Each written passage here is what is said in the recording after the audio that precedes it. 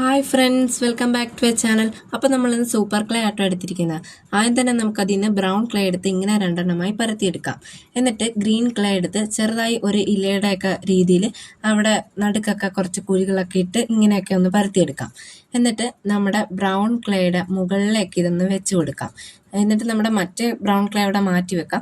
എന്നിട്ട് brown clay വേറെ ഒരെണ്ണം എടുത്ത് അതേപോലെ ചെറിയൊരു വട്ടമാക്കി പരത്തിയെടുത്ത് ആ ഗ്രീൻ ക്ലേയുടെ മുകളിലേക്ക് വെക്കാം. എന്നിട്ട് റെഡ് ക്ലേ എടുത്ത് ഇതേപോലെ രണ്ടെണ്ണം പരത്തി അതിൻ്റെ മുകളിൽ വെക്കാം.